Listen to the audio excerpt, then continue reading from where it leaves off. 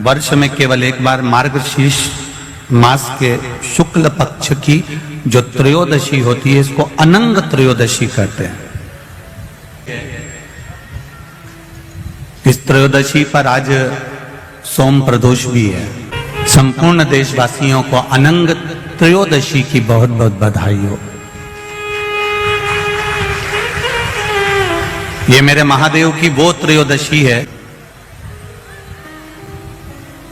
इस त्रयोदशी का मतलब अगर संसार के लोगों को मालूम पड़ जाए, ये केवल साल भर में एक बार आती है। महाराज, वर्ष में जिसके परिवार में पति पत्नी का झगड़ा होता हो, जहां अदालत तक बात पहुंच गई हो, या बेटियां मायके रह रही हो, पति कहीं दूसरी जगह रह रहा हो, या किसी पति का या पत्नी का स्मरण कहीं दूसरी जगह हो, इस अनंग त्रयोदशी का मात्र स्मरण, इस अनंग त्रयोदशी का मात्र पूजन, पूरे साल भर में आप शंकर भगवान की आराधना करते हो, पर इस अनंग त्रयोदशी की आराधना का फल ही दूसरा है, इसका महत्व ही दूसरा है।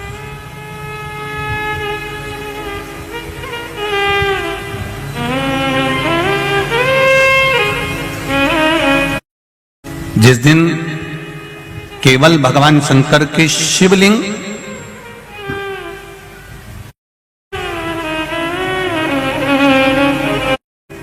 जलाधारी है, माता पार्वती जी का हस्तकमल,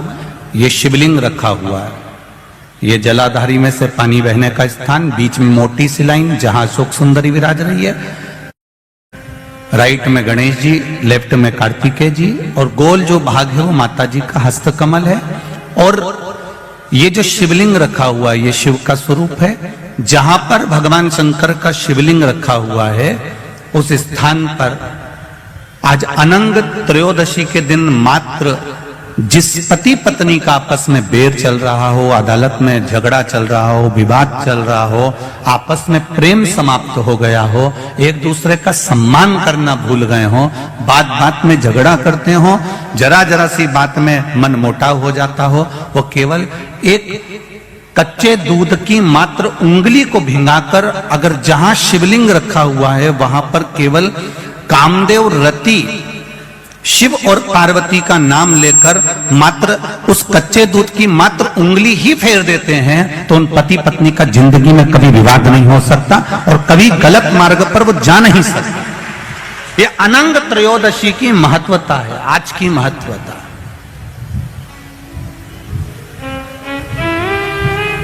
केवल साल भर में एक दिन होता है जिस दिन भगवान अपने साड़ू भाई के साथ पूजाते हैं।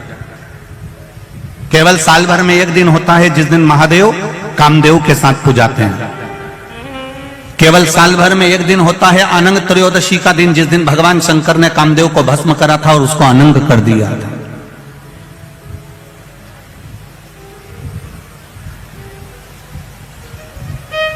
और आज पूरे राष्ट्रवासियों को तो बड़ा प्रसन्नता का विषय है कि आपको अनंग त्रयोदशी के साथ में आज सोम प्रदोष का भी आनंद प्राप्त हुआ है। ये शिव की कृपा है, ये उसकी उदारता, ये उसकी करुणा। अनंग त्रयोदशी 35 साल के हो गए, 30 साल से ऊपर के हो गए, 42 साल के हो गए, और जिनका विवाह नहीं हुआ है वो बेलपत्री की मध्य पत्ती पर केवल कच्चा दूध लगाकर ही भगवान शंकर को समर्पित कर देते हैं, तो अगली जो अनंग त्रयोदशी आती है उससे पहले उसका मंगल विवाह हो जाता है। इतना महत्व है अनंग त्रयोदशी। और आज पूरे राष्ट्रवासियों को तो बड़ा प्रसन्नता का विषय है कि आपको अनंग त्रयोदशी के साथ में आज सोम प्रदोष का भी आनंद प्राप्त हुआ है। ये शिव की कृपा है, ये उसकी उदारता, ये उसकी करुणा। किसी से पूछो कि भगवान शंकर का ये अविरल त्योहार प्रदोष का व्रत क्यों आता है, क्यों भगवान शंकर की आराधना प्रदोष के दिन करी जाती है, क्यों कभी सोमवार भौम प्रदोष आ जाती है, कभी गुरुवार का प्रदोष आ जाता है, कभी शुक्रवार का प्रदोष आ जाता है, कभी कोई प्रदोष आ जाता है, ये प्रदोष का व्रत क्यों आता है? उसका एक कारण है, भगवान शंकर प्रदोष का व्रत धारण कर फिर अगला जो दिन होता है उस दिन मेरे शंकर भगवान अपने सारे गणों के साथ नंदी, भृंगी, श्रृंगी, नर गंधर्व अप्सरा किन्नर देवता पशु पक्षी जितने भी होते हैं मेरे शिव सबके साथ बैठकर अपना महाप्रसाद ग्रहण करते हैं। साथ बैठने पर हमारा क्लेश जॉब नहीं लग रहा और कहीं सिलेक्शन हो ही नहीं रहा और बहुत हार चुके हैं, तब एक बेलपत्र 7 चावल के दाने मध्य पत्ती पर 7 चावल के दाने, एक घिसे हुए चंदन की गोली, पीला चंदन को घिस कर उसकी एक गोली बनाई, एक गोली गोल कर शिवपिंडी जैसी शिवलिंग जैसी गोली बनाकर उस चावल के दाने पर रख लो। एक स्थान पर रखकर घर के अंदर ही उसका पूजन कर लो। और पूजन करना है वही जो आप घर में सामग्री आपके रोली चावल मोली हल्दी उससे पूजन कर दिए से आरती कर ऐसी किसी ही बेलपत्र अशोक सुंदरी वाली जगह पर दीजिए। ये किसी भी प्रदोष के दिन या किसी भी सोमवार की अष्टमी के दिन या किसी भी विशेष शिवरात्रि के दिन आप ये एक बार केवल करना है और अपने मन की कामना कर उसको रखकर बाबा को घी का 2 दिया लगाकर आ जाना है। मेरा भोलेनाथ आपका हाथ पकड़कर आपको कंपटीशन एग्जाम में विजय दिला। भटक लिए, सारी दुनिया में जाकर बोलिया है, जगह जगह जाकर प्रार्थना कर ली, निवेदन कर लिया, तो भी तुम्हारा अगर कोई काम ना बने तब एक काम जरूर करना, एक बेलपत्र, एक शमी पत्र, एक कनेर का फूल देवाधिदेव महादेव को प्रत्येक प्रदोष के दिन शिव जी को जल चढ़ाकर समर्पित करना प्रारंभ कर दो। 2 या 3 प्रदोष निकलेगी, मेरा देवाधिदेव महादेव तुम्हारी झोली खुशियों से भर दे। निश्चित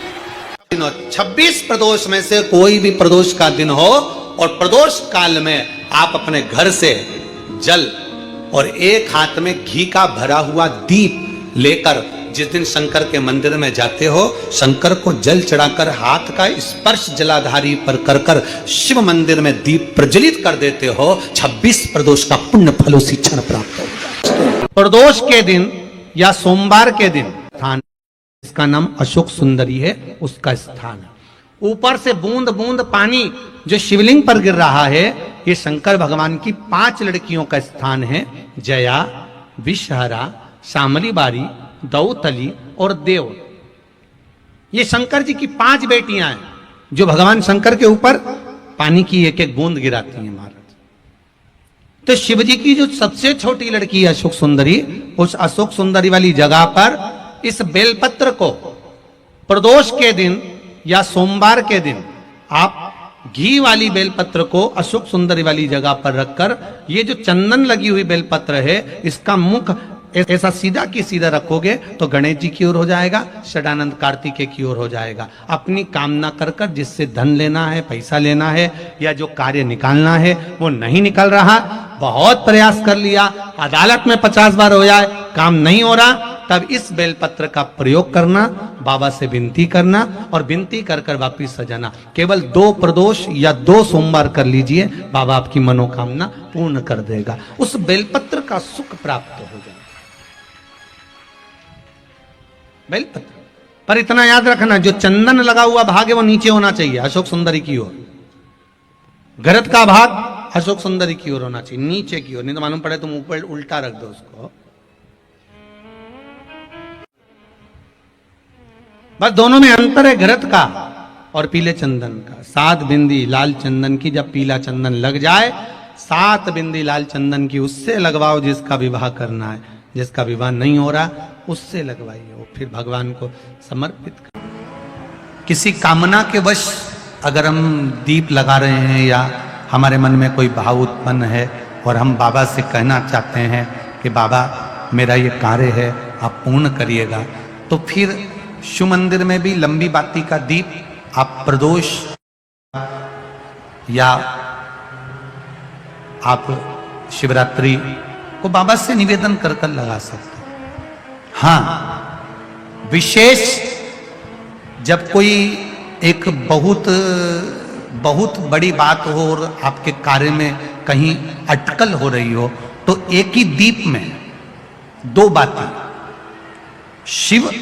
और शक्ति, लंबी बाती बनाई शिव और शक्ति के नाम से, 2 बाती एक साथ एक दीप में भी लगा सकते हैं। पर कब? जब विशेष कोई आपका कार्य हो और वो अटक रहा हो, विशेष कोई कार्य, और आप बाबा से प्रार्थना कर रहे हो, तो 2 बाती का भी प्रयोग आप कर सकते हो। प्रदोष के दिन यदि आपको कहीं से शमी पत्र मिल जाए, प्रदोष के दिन यदि कहीं से आपको शमी पत्र मिल जाए, और प्रदोष काल में, प्रदोष का जो समय होता है, शाम का जो समय होता है प्रदोष काल, 4 प्रदोष 5 प्रदोष आप कर देखिएगा कि आपका कोई काम है, कोई नौकरी के लिए आप अप्लाई कर रहे हैं, कोई समस्या बड़ी विकट आ गई है, कोई तकलीफ, बड़ा गला पकड़ रहा है बेटा, कोई तकलीफ विकट आ गई है, कोई समस्या विकट आ गई है, प्रदोष के प्रदोष काल में अगर एक शमी पत्र भी आप घर के शिवलिंग को, अब ये करने के लिए आपको मंदिर के शिवलिंग नहीं जाना, अपने घर में जो शिवलिंग, चाहे वो स्फटिक का हो, पारद का हो, कंकर शंकर का हो, लकड़ी का हो, जो शिवलिंग तुम्हारे घर में, कांच का हो, चाहे वो नर्मदा के कंकर का हो, नर्मदेश्वर हो, पाषाण का हो, जो शिवलिंग, चांदी का हो, सोने का हो, तांबे का हो, पीतल का हो, जो शिवलिंग तुम्हारे, एक शमी पत्र यदि आप भगवान शंकर के शिवलिंग पर समर्पित कर रहे हो, और उस शमी पत्र को उठाकर रात्रि को 9:15 की जो एक मुहूर्त होता है, एक समय होता है, जिस समय पर हम अपने मन की बात भगवान शंकर को कहते हैं, पूर्व में भी इसका वर्णन हम कर चुके हैं कथाओं में। उस 9:15 पर वो शमी पत्र को उठाकर एक कागज में, एक कटोरी में उसको रखते थे। 4 या 5 प्रदोष के उस शमी पत्र को अपने पास में रखिए, और जिस कार्य के लिए जा रहे हो उसको जेब में ऊपर के भाग में उसको रखकर लेकर जाइए, आपका वो कार्य सफल होकर ही रहेगा, रुक नहीं सकता। उस शमी पत्र में इतना बल होता है, प्रदोष का जो शमी पत्र होता है वो बड़ा बलवान होता है, बड़ा बल। पूजन के समय पर पाठ करते करते गलत जगह पर अपना मन जा रहा हो, 5 प्रदोष एक कटोरी में 1 चम्मच घी, गाय का, देसी गाय का 1 चम्मच घी, 1 चम्मच भी ना हो तो आधी चम्मच घी, आधी चम्मच भी अगर घर में ना हो तो 2 बूंद घी, 2 बूंद भी ना हो तो देसी गाय का 1 बूंद घी अपनी हथेली में मध्य में लगाकर, जो शंकर भगवान का, भगवान शिव जी का जो शिवलिंग होता है, उस शिवलिंग के ऊपर के भाग पर अपनी हथेली को रखकर, और जो अशोक सुंदरी वाली जगह है उस जगह पर अपनी हथेली का घर्षण करना चाहिए। लगभग 5 प्रदोष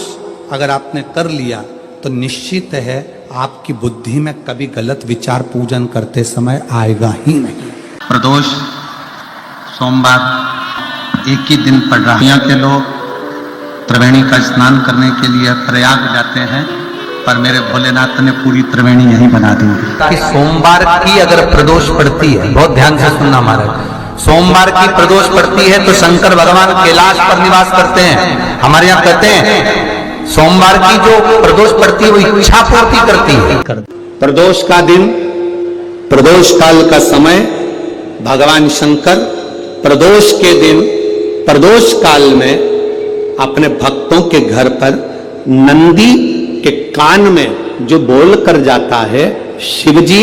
नंदी पर बैठकर उस भक्त के दरवाजे पर उसका कल्याण करने के लिए प्रदोष के दिन, प्रदोष काल में प्रदोष व्रत का का हम वर्णन करते हैं। जिस प्रदोष के दिन का आपको बधाई कल हमने दी थी कि प्रदोष की आपको बधाई हो, प्रदोष शाम का जो समय होता है, प्रदोष काल जो होता है, उसका वर्णन जब हम करते हैं, ये प्रदोष की पूजन का विधान किसने बनाया, ये प्रदोष की पूजन का नियम किसने बनाया, ये प्रदोष की संध्या काल का, प्रदोष के समय का पूजन का विधान कौन बनाया, ये प्रदोष के समय पर एक बेलपत्र चढ़ाने का विधान किसने बनाया, प्रदोष के समय पर एक समीपत्र चढ़ने का विधान किसने बनाया, प्रदोष के समय पर अगर मान लो कोई भिखारी से भिखारी व्यक्ति भी है जो ठेला चला रहा है, उसके पास में खाने के लिए कुछ नहीं है, फटे कपड़े पहन रहा है, उसकी जिंदगी में कुछ भी नहीं बचा और कर्जे में लदालूम हो गया, एक चावल का दाना अगर वो प्रदोष के दिन, प्रदोष काल में शाम के समय पर शंकर के शिवलिंग पर चढ़ा देता है तो 3 या 4 प्रदोष में उसका कर्जा चूकना प्रारंभ हो जाता है। प्रदोष का विधान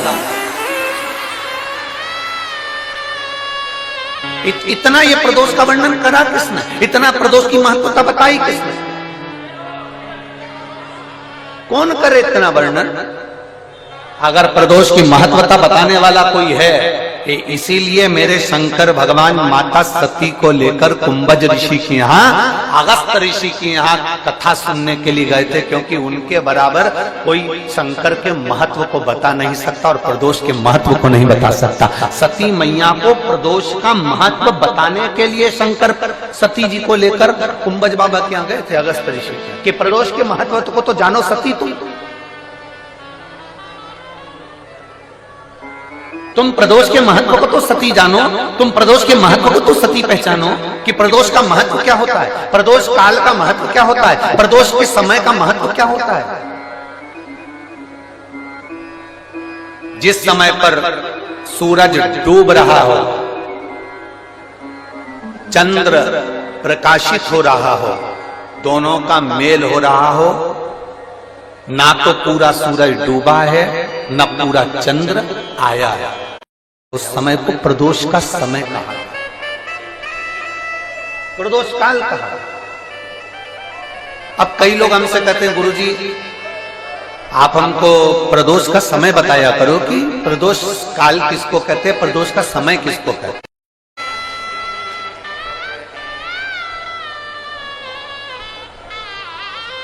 अब प्रदोष काल की पूजन का विधान किसने बनाया,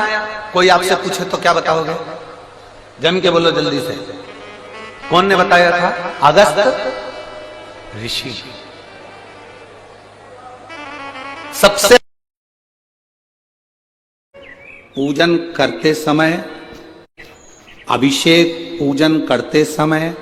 घर में आप पूजन कर रहे हैं उस समय पर तुलसी को जल चढ़ा रहे हो, उस समय पर पीपल की पूजन कर रहे हो, उस समय पर बेलपत्री का पूजन कर रहे हो, उस समय पर आंवले का पूजन कर रहे हो, उस समय पर या कोई पूजन भजन आप कर रहे हैं, उस समय पर दरवाजे पर अगर 3 सामने खड़े हो जाते हैं तो ये समझ लेना कि आपकी पूजा को भगवान ने स्वीकार कर लिया। कौन 3 है उसका स्मरण करिएगा। पहला, पूजन करते समय, भगवान की आराधना करते समय अंदर मंदिर में अपने घर में बैठकर आप भगवान निहला रहे हैं, भगवान की पूजन कर रहे हैं, अर्चना कर रहे हैं, सेवा कर रहे हैं, माला जाप कर रहे हैं, पूजन अर्चना कर रहे हैं, तुलसी को जल चढ़ा रहे हैं, उस समय पर 3 का दर्शन अगर आपको हो जाता है, आपके दरवाजे पर अगर आ जाते हैं तो आपका समझ लेना पूजा स्वीकार हो गया। पहले नंबर पर पूजन करते समय दरवाजे पर गौ माता आकर खड़ी हो जाए, समझ लो तुम्हारा पूजन सफल हो गया। आप पूजन कर रहे हैं अंदर से, गाय रंभा रही है, आप पूजन कर रहे हैं अंदर से, गौ माता गौमूत्र कर रही है, आप पूजन कर रहे हैं अंदर से, गौ माता गोबर कर रही है, आप पूजन कर रहे हैं अंदर से और गाय दरवाजे पर आकर खड़ी हो गई। तुम्हारी अर्चना में, तुम्हारी आराधना में, तुम्हारी साधना में गौ माता तुम्हारे सामने आकर खड़ी हो जाए। पूजन के समय पर अचानक आकर तुम्हारे द्वार पर, तुम तुलसी को जल चढ़ा रहे हो, तुम्हारे दरवाजे पर आ जाए। और मेरा विश्वास कहता है, यहाँ जितनी मेरी जीजियां बैठी हैं, यहाँ जितने मेरे जीजा बैठे हैं, ये मेरा विश्वास कहता है आपके साथ कभी ना कभी ये जरूर हुआ होगा, पूजन के समय पर गौ माता का दर्शन होता ही, ये मेरा विश्वास कहता है। गौ माता। दूसरे नंबर पर हमारे यहाँ हम पूजन में लगे हुए हैं, आराधना में लगे हुए हैं, भगवान की अविरल भक्ति में लगे हुए हैं, भगवान की पूजन, आराधना और भक्ति में हम तल्लीन हैं। और दूसरे नंबर पर उस पूजन करते समय पर तुम्हारे घर की बहन बेटी तुम्हारे दरवाजे पर आ जाए तो समझ लो पूजन सफल हुआ है। इस पवित्र भूमि पर बैठकर आप भगवत भजन कर रहे हैं, वो खाली नहीं जा सकता। इतने संतों का आपको दर्शन हो रहा है, इतने गुरुजन का, इतने ब्राह्मण जन का आपको दर्शन हो रहा है, ये खाली नहीं जा सकता। शंकर की पूजन श्री राम जी महाराज ने करी, रामेश्वर धाम की स्थापना करी, नल नील, ये बुद्धि, ये विवेक, ये चित्त, ये वृत्ति सब उसी ने दे दी। कहां दौड़ रहे हो? तुम्हारे पास में नल नील ऐसे बानर हैं जो राम नाम लिख के छोड़ेंगे, पत्थर का स्पर्श करेंगे और पत्थर तैर जाएंगे। तुम्हारे पास में वो बानर हैं जिनका स्पर्श करते से पत्थर तैर जाए। अब जरा विचार करना है आपको और हमको शंकर सुमन शिव महापुराण कथा का। अब राम जी ने नल नील को बुलाया कि तुम्हारे पास में कोई ऐसी विद्या है। वो विद्या तुम्हें श्राप लगा था, क्योंकि तुम संतों के सामान को पानी में फेंक देते थे, वो डूब जाता था, तो संतों ने कह दिया जो भी चीज फेंकेंगे वो तैर जाएगा। कभी कभी श्राप भी दुआ का काम कर जाता है, श्राप भी आशीर्वाद का काम कर जाता है। आप में से कितनी माताएं बैठी होंगी, आप में से कितनी बहुएं बैठी होंगी, फेसबुक यूट्यूब पर कथा सुन रहे होंगे, जिनके घर के माँ बाप उनको गाली बके होंगे। सास 24 घंटा बहुओं को कोसी भी होगी, गाली भी कहे होंगे, ताने भी दिए होंगे। उस भविष्य पुराण में एक बात लिखी हुई है, आप अगर गीता प्रेस गोरखपुर की भविष्य पुराण पढ़ेंगे तो उसके 36वें नंबर के पृष्ठ को आप पढ़ सकते हो। भविष्य पुराण के अंतर्गत वर्णन किया, घर के बुजुर्ग, घर की माता, घर के पिता अगर क्रोध में आकर अपने बच्चे को, अपनी बहू को, अपने बेटे को, अपने पोते को, अपनी पोती को गाली भी दे देते हैं, अपशब्द भी कह देते हैं, कि मुख से निकली हुई गाली भी आशीर्वाद का काम कर जाती है और उसका कल्याण कर देती है। विचार करिए, द्रौपदी के सोते हुए 5 पुत्रों का वध कर दिया था अश्वत्थामा ने, और द्रौपदी के सोते हुए 5 पुत्रों का वध जब अश्वत्थामा ने करा तो भीम ने पकड़कर द्रौपदी के सामने अश्वत्थामा को खड़ा कर दिया, और भीम ने द्रौपदी के हाथ में तलवार देकर कहा, ले द्रौपदी इस अश्वत्थामा का सिर काट दे। द्रौपदी इस अश्वत्थामा का सिर काट दे। द्रौपदी कहती नहीं, मैं अश्वत्थामा का सिर नहीं काट सकती। द्रौपदी, इसने तेरे पुत्रों को मारा, तू इसको मार दे। द्रौपदी हंसकर बोली, स्वामी इसने मेरे बेटे को मारा तो क्या मैं इसको मार दूंगी? कोई कुत्ता, कोई श्वान हमको काटेगा तो हम क्या कुत्ते को काट लेंगे? इधर हो सास हो, ससुर हो, बड़े हो घर के, वो तुम्हें अपशब्द कहें, गाली दें, आड़ा टेढ़ा कहें, तो हम पलटकर क्यों गाली दें, हम पलट के क्यों जवाब दें? तो ये तो वही हाल हो गया ना कि कुत्ता हमें काटा और हम कुत्ते को काट गए। नल नील को श्राप दे दिया संतों ने। हम तुम्हें श्राप देते हैं, छोटे छोटे से नल नील संतों का सामान उठाकर पटक देते थे, संतों का सामान पानी में डाल देते थे, उनके पलंग, उनके गादी, तकिया, जो भी सामान होता था, उनका कुशा वगैरह सब पानी में डाल देते थे। तो संतों ने श्राप दे दिया, तुम जो चीज पानी में डालोगे वो तैरेगी, वो डूबेगी नहीं। अब उनका श्राप आशीर्वाद हो गया, राम जी के लिए उनका श्राप आशीर्वाद हो गया, और आशीर्वाद यह हो गया कि वो राम नाम लिखे पत्थर फेंके गए और वो तैरने लगे। नवग्रह व्यापार है, एक काम करना, रोज अपने घर से 1 लोटा जल लेकर शंकर को समर्पित करना, और प्रदोष का दिन हो और प्रदोष काल हो, एक धतूरा शंकर भगवान को समर्पित करना प्रारंभ कर देते हैं, सारे ग्रह प्रबल हो जाते हैं।